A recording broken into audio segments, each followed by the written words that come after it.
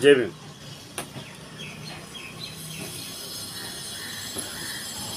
Election झाले लोकसभेचे. बऱ्याच गोष्टी इकडून तिकडं त्याच्यावर आरोप बिरोप. त्यात आदरणीय बाळासाहेब आंबेडकरांनाही कोणी सोडलं नाही. पण बाबासाहेब त्यावेळेसही म्हणले होते काँग्रेसचं जळतं घर आहे. ह्याचं उदाहरण आत्ता येतं, कारण जे काँग्रेसचे पराभूत उमेदवार झाले त्यांचा कोणाचा सत्कार न करता काँग्रेसने अकोल्याचे जे बाळासाहेबांच्या विरुद्ध होते अभय पाटील, डॉक्टर अभय पाटील यांचा जाहीर सत्कार केला विजयी उमेदवारांसोबत. तर त्यांना ह्याच्यात विजय भेटला की बाळासाहेब आंबेडकर हे निवडून आले नाहीत आणि त्यांना पाडण्यामध्ये काँग्रेसच्या अभय पाटलांचा सिंहाचा वाटा. तर हा जो आसुरी आनंद ते घेत होते, राक्षसी आनंद, यातून हे सिद्ध झालं की बाबासाहेब चुकीचं बोलत नव्हते. बाबासाहेबांच्या दूरदृष्टीला आमचा सगळ्यांचा पहिल्यापासून क्रांतिकारी जय भीमच आहे आणि तो अख्ख्या देशालाही पाहिजे, कारण त्यांची दूरदृष्टी वेगळीच होती. आणि त्याचा अनुभव आहे. आता ह्या अभय पाटीलचा सत्कार करून जो ह्यांनी आसुरी आनंद मिळवला की आंबेडकरांना आम्ही हरवलं, आम्ही जिंकलो नाही तरी चालेल पण आंबेडकरांना आम्ही हरवलं, हा जो आनंद त्यांनी घेतलाय ह्याच्यातच काँग्रेसची मानसिकता दिसून येते.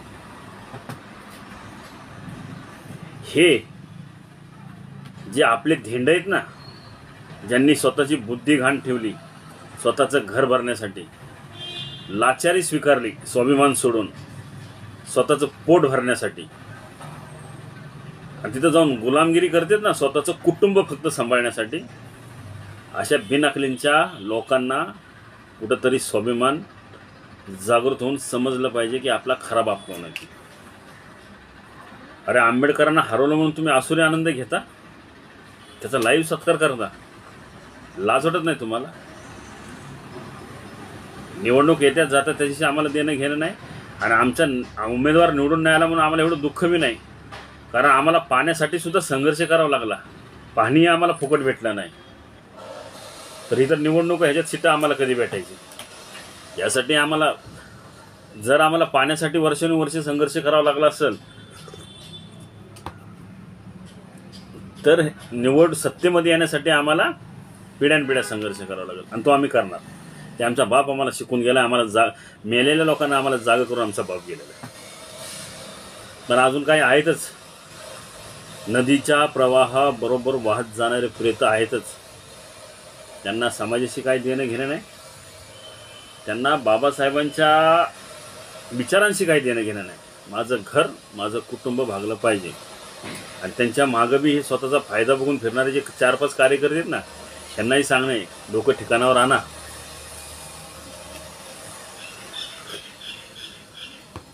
काँग्रेसच्या असल्या जाहीर नीच प्रवृत्तीचा आम्ही जाहीर निषेध करतो. सत्कारच करायचा होता तुम्हाला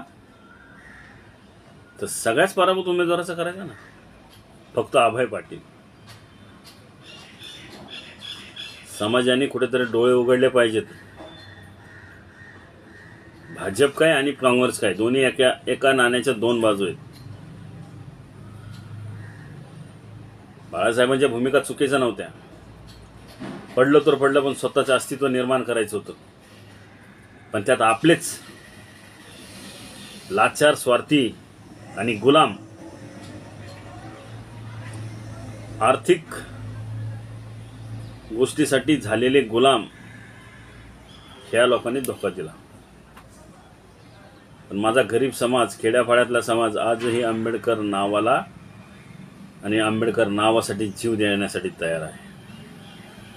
खेड्यातला माणूस आजही बाळासाहेबांमध्ये बाबासाहेब बघत आहे.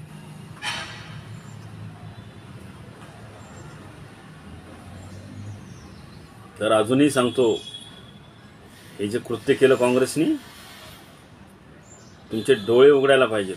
हे जाहीर लोक विरोध करतात आणि तरी तुम्ही तिथं चाटोगिरी करता. लाज वाटत नाही का तुम्हाला?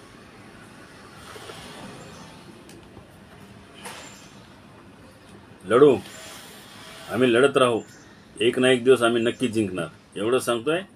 जय भीम, जय संविधान.